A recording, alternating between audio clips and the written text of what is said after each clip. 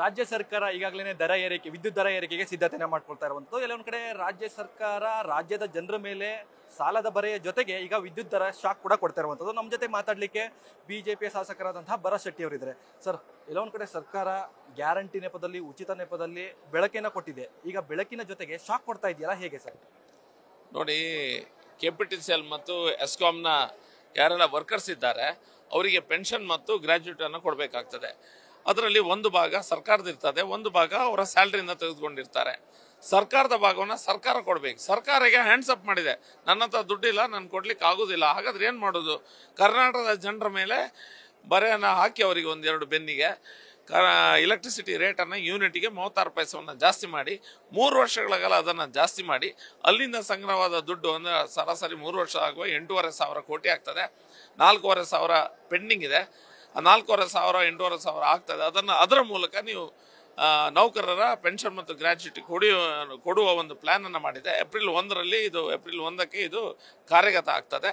ಮತ್ತೊಮ್ಮೆ ಕರ್ನಾಟಕ ರಾಜ್ಯದ ಜನರ ಮೇಲೆ ತೆರಿಗೆಯ ಬರದೊಂದಿಗೆ ಪ್ರೈಸ್ ಇನ್ಕ್ರೀಸ್ನ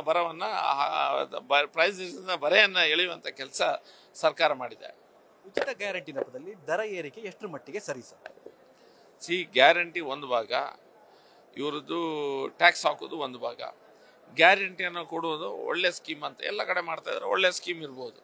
ನೀವು ಯೂನಿವರ್ಸಲ್ ಇನ್ಕಮ್ ಏನಿದೆ ಅದನ್ನು ಸ್ವಲ್ಪ ನಿಮಗೆ ಇನ್ಪುಟ್ ಕೊಟ್ಟಾಗ ಆಗ್ತದೆ ಅನ್ನೋದನ್ನು ಒಪ್ಕೊಳ್ಳುವ. ಆದರೆ ನೀವು ರಾಜ್ಯ ಸರ್ಕಾರವನ್ನು ಫೈನಾನ್ಷಿಯಲಿ ಸ್ಟ್ರಾಂಗ್ ಮಾಡಬೇಕು. ರಾಜ್ಯ ಸರ್ಕಾರದಲ್ಲಿ ಹೆಚ್ಚಿನ ಆದಾಯ ಬರುವಂಥ ವ್ಯವಸ್ಥೆಯನ್ನು ಮಾಡಬೇಕು. ನೀವು ಆದಾಯ ಇವ್ರಿಗೆ ಎಲ್ಲಿಂದ ಬರ್ತದೆ ಅಂತ ಹೇಳಿದ್ರೆ ಖಾಲಿ ಟ್ಯಾಕ್ಸ್ ಮಾಡ್ತಾ ಇದ್ದಾರೆ, ಖಾಲಿ ಟ್ಯಾಕ್ಸ್ ಆಗ್ತದೆ. ಎಲ್ಲದರಲ್ಲಿಯೂ ಟ್ಯಾಕ್ಸ್ ರೆವಿನ್ಯೂನ ಇನ್ಕ್ರೀಸ್ ಮಾಡ್ಕೊಳ್ಳಿಕ್ಕೆ ಟ್ಯಾಕ್ಸನ್ನು ಹಾಕ್ತಾ ಇದ್ದಾರೆ. ನೀವು ಜಾಬ್ ಕ್ರಿಯೇಷನ್ ಮಾಡಿ, ಇನ್ಫ್ರಾಸ್ಟ್ರಕ್ಚರ್ ಡೆವಲಪ್ಮೆಂಟನ್ನು ಮಾಡಿ, ಹೊರತು ಆದಾಯ ಬರುವಂಥ ವ್ಯವಸ್ಥೆಯನ್ನು ಕರ್ನಾಟಕದಲ್ಲಿ ಮಾಡಿ, ಲಾ ಆ್ಯಂಡ್ ಆರ್ಡರ್ ಸಿಚುವೇಶನನ್ನು ಹದ್ದುಬಸ್ತಿಗೆ ತನ್ನಿ. ಎಲ್ಲ ಫೀಲ್ಡಲ್ಲಿ ಎಲ್ಲ ರಂಗದಲ್ಲಿ ಗೌರ್ಮೆಂಟ್ ಕಂಪ್ಲೀಟ್ ಆಗಿ ಫೇಲ್ ಆಗಿದೆ. ಜನರಿಂದನೇ ಕಿತ್ಕೊಂಡು ಜನರಿಗೆ ಪುನಃ ಕೊಡ್ತಾ ಇರೋದು, ಅದು ಉಚಿತವಾಗಿ ನೆಪದಲ್ಲಿ. ಜನರನ್ನ ಕಿತ್ಕೊಳ್ಳೋದು ಒಂದು, ಪುನಃ ಬೇರೆ ಕಡೆಯಿಂದ ಸಾಲ ಮಾಡಿ ಜನರ ತಲೆ ಮೇಲೆ ಆ ಸಾಲದ ಹೊರೆಯನ್ನು ಹೊರಿಸೋದು, ಪುನಃ ಆ ದುಡ್ಡನ್ನು ಅವರಿಗೆ ಕೊಟ್ಟಾಗೆ ಮಾಡೋದು. ನಡುವೆ ಭ್ರಷ್ಟಾಚಾರದ ಒಂದು ಸ್ಕೀಮ್, ಎರಡು ದೊಡ್ಡ ಭ್ರಷ್ಟಾಚಾರದ ಸ್ಕ್ಯಾಮ್ ಪ್ರತಿ ವರ್ಷ ಇದೆ. ಹಾಗೆ ತಮ್ಮ ಜೇಬಿಗೆ ಸಹ ಹಾಕೊಳ್ಳುವಂಥ ವ್ಯವಸ್ಥೆ ಇದರಲ್ಲಿ ಆಗ್ತಾ ಇದೆ. ಸರ್ಕಾರದ ವೈಫಲ್ಯ ಜೊತೆಗೆ ತಮ್ಮ ಹೋರಾಟ, ಸರ್ಕಾರಕ್ಕೆ ಏನ್ ಆಗ್ರಹ ಮಾಡ್ತಾ ಇದ್ರೆ ಈ ವಿಚಾರ? ಸರ್ಕಾರಕ್ಕೆ ಆಗ್ರಹ ಅಂತ ಹೇಳಿದ್ರೆ, ತಮ್ಮ ಕರ್ನಾಟಕದ ರಾಜ್ಯ ಜನರ ಆಸೆ ಆಕಾಂಕ್ಷೆಗಳಿಗೆ ತಣ್ಣೀರೇರಿಸುವ ಪ್ರಯತ್ನವನ್ನ ಸರ್ಕಾರ ಮಾಡ್ತಾ ಇದೆ. ಖಾಲಿ ಅವರ ವೋಟ್ ಬ್ಯಾಂಕ್ ಪೊಲಿಟಿಕ್ಸ್ನಾಗಿ ಇದೆಲ್ಲ ಆಗ್ತಾ ಇದೆ. ಎಲ್ಲೋ ಒಂದು ಕಡೆ ರೆವಿನ್ಯೂ ಡಿಫಿಸಿಟ್ ಅನ್ನ ಸರಿದೂಗಿಸುವ ಪ್ರಯತ್ನವನ್ನ ಮಾಡ್ತಾ ಎಲ್ಲೋ ಒಂದು ಕಡೆ ಒಂದು ವರ್ಗದವರಿಗೆ ಜಾಸ್ತಿ ದುಡ್ಡು ಕೊಡುವಂತ ಪ್ರಯತ್ನವನ್ನ ಮಾಡ್ತಾ ಇಡೀ ಕರ್ನಾಟಕಕ್ಕೆ ಅನ್ಯಾಯ ಮಾಡ್ತಾ ಇದ್ದಾರೆ. ಇವಾಗಲಾದರೂ ಸರಿ ಮಾಡ್ಕೊಳ್ಳಿ ಅನ್ನುವಂಥ ಮನವಿಯನ್ನು ನಾವು ಮಾಡ್ತಾ ಇದ್ದೇವೆ. ಆದರೆ ಅವರು ಯಾವುದೇ ಮನವಿಗೆ ಕಿವಿಗೊಡುವಂಥ ಕೆಲಸ ಕರ್ನಾಟಕ ಸರ್ಕಾರ ಮಾಡುವುದಿಲ್ಲ ಅನ್ನೋದು ನಮ್ಗೆ ಗೊತ್ತಿದೆ. ಹೋರಾಟದ ಮೂಲಕ ನಾವು ಉತ್ತರ ಕೊಡ್ತೇವೆ.